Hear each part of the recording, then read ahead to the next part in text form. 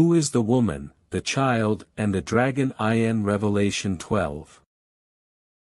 God revealed the apocalypse of Jesus Christ to John to show his servants what must soon take place. John was the recipient of this divine revelation. This book is filled with mysteries about the future, with the final warning that the world will certainly end and judgment will be inevitable. It offers us just a glimpse of paradise and all the wonders that await us there. Revelation 12:1. A great sign. A great sign, a portent of a future ominous and terrifying event, appeared in heaven, a woman clothed with the sun, with the moon under her feet, and on her head a crown of 12 stars. This is the first of 7 signs that John reveals to us and is described as a great sign, Megasemion. In chapters 12, 13, and 14 of Revelation, the main figures of the Great Tribulation are described, and this great sign introduces the first of the 7. We read of a woman clothed with the sun because John clearly stated this is a great sign. We do not expect this woman to appear literally on earth.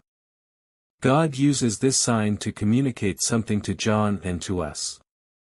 This figure has been associated with a wide variety of religious concepts throughout history. According to Joseph's dream, the woman clothed with the sun should be interpreted as representing Israel from a biblical perspective.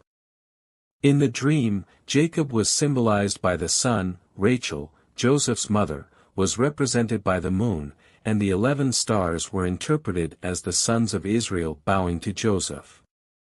Joseph is now included with the other tribes of Israel in this constellation made up of 12 stars, Genesis 37:9.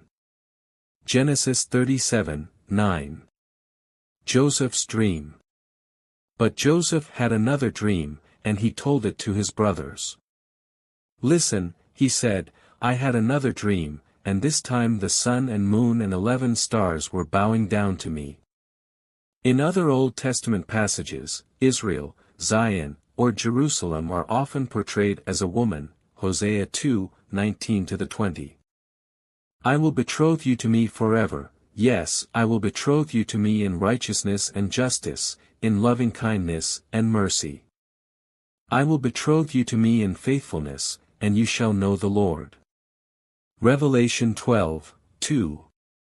The woman gives birth. She was pregnant and cried out in pain as she was about to give birth. We read about her pregnancy. Later in the video, we will reveal who this child really is. Then a terrifying and powerful dragon appears. Revelation 12:3. The dragon. Another sign of warning was seen in heaven, a great fiery red dragon, Satan, with 7 heads and 10 horns, and on its heads were 7 royal crowns, diadems. Another sign appeared in heaven, reminding us that the creature mentioned in the text is a symbol, not a literal great fiery red dragon. It is a representation of the nature and character of the person. The description of the dragon symbolically suggests its fierce power and terrible nature, an image of the fullness of evil in all its horrendous strength. Revelation 12:4. The dragon's tail. The next sign is a great red dragon with 7 heads and 10 horns. The 7 heads are adorned with 7 diadems, while the horns symbolize power and the crowns represent authority. The image of the 7 heads and 10 horns is meant to convey a sense of immense power, authority, knowledge, and strength, and is therefore quite terrifying. It is important to note that the term diadems, a transliteration of the Greek word diadema, appears only in the book of Revelation and no other New Testament book. Additionally, it is a distinct word from the crown, Stephanos, mentioned in verse 1. The difference between the two terms is that the crown symbolizes a permanent victory, while the diadem represents authority and governmental power. Revelation 12:4. The dragon's tail swept down 1/3 of the stars of heaven. Its tail swept 1/3 of the stars out of the sky and flung them to the earth. The dragon stood before the woman who was about to give birth so that it might devour her child the moment he was born. Verse 9 identifies the dragon as the ancient serpent commonly referred to as the devil and Satan, known for deceiving the whole world.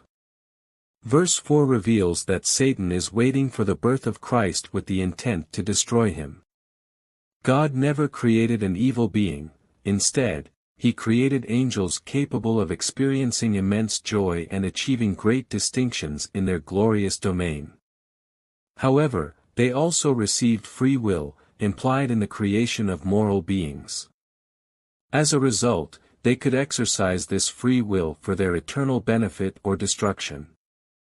Some remained loyal to God, like Michael and his angels, but others rebelled against the government of heaven and became implacable enemies of God and His kingdom. Revelation 12:5. The male child. She gave birth to a male child who will rule all the nations with an iron scepter. This clearly refers to Jesus Christ, the Messiah, who rules the world with an iron scepter, Revelation 19 verse 15. The effort to devour her child was initially fulfilled by Herod's attempt to kill Jesus as a child and continued throughout Jesus' life when Satan attacked him, Matthew 2:16-18. Matthew 2:16-18. Herod's attempt to kill Jesus. When Herod realized that he had been outwitted by the Magi, he was furious, and he gave orders to kill all the boys in Bethlehem and its vicinity who were 2 years old and under, in accordance with the time he had learned from the Magi. Then what was said through the prophet Jeremiah was fulfilled: a voice is heard in Ramah, weeping in great mourning, Rachel weeping for her children and refusing to be comforted, because they are no more. Revelation 12:5. The child taken to God. The child, whose ministry is described by its earthly beginning and end, was snatched up to God and to His throne. Clearly, the figure depicted in the passage is Jesus. Therefore, the woman mentioned in Revelation 12:1 cannot symbolize the church, as Jesus is the one who gives rise to the church and not the other way around. Thus, the woman must represent either Mary or Israel, the only two entities that could have given birth to Jesus. A deeper analysis of Revelation 12 reveals that this woman is indeed Israel and not Mary. The dragon, Satan, tries to devour the child, Christ. However, Christ is born and taken up to God and His throne. Satan tries to kill Christ, but Christ is resurrected from the dead and ascended to the Father.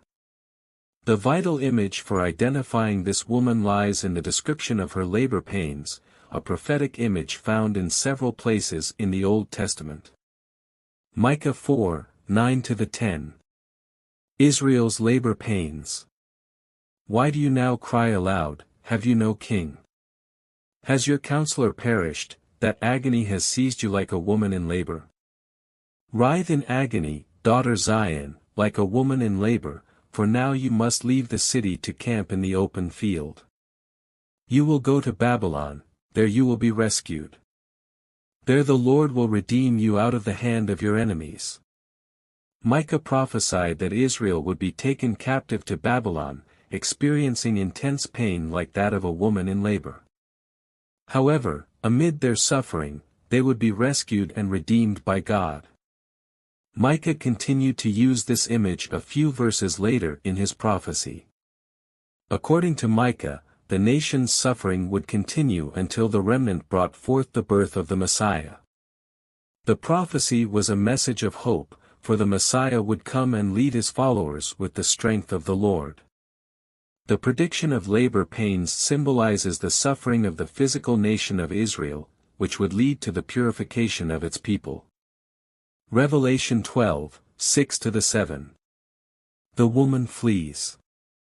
The woman fled into the wilderness to a place prepared for her by God, where she might be taken care of for 1,260 days, 42 months, or 3.5 years. A war broke out in heaven. Michael and his angels fought against the dragon, and the dragon and his angels fought back. The woman flees to a place of protection prepared by God. The spiritual nation, God's true people, is preserved for 1,260 days. This represents a specific period characterized by distress, persecution, and tribulation. Despite being under satanic attack, God's people are spiritually secure. Revelation 12, 7-9. Michael and his angels fight. Satan is often believed to reside in hell, however, he is not there currently, although it is certain he will end up there. The popular image of Satan as a red figure with horns, tail, and trident is far from the biblical representation. Surprisingly, Satan can even enter heaven, as seen in Job 1, where he visits God's presence. A battle occurs in heaven where Michael and his angels fight against the dragon and his angels. The dragon is defeated and cast down to earth along with his angels. Revelation 12, 9. The dragon cast out. The conflict between the devil and his followers against heaven is depicted in Revelation 12. Despite their efforts, the dragon is unsuccessful in his struggle. The archangel Michael serves as God's champion and general commander of God's forces, as revealed in Revelation 12, 9. And Daniel 12, 1. Now at that time, the end times, Michael, the great angelic prince who protects the sons of your people, will arise, and there will be a time of distress such as never occurred since the beginning of nations until then. But at that time, your people, everyone whose name is found written in the book of life, will be rescued. The dragon is hurled down, and the phrase, thrown down, is repeated for emphasis, emphasizing Satan's defeat. His hurling down refers to his exclusion from heaven, as in Luke 10, 18, where Jesus said, I saw Satan fall like lightning from heaven.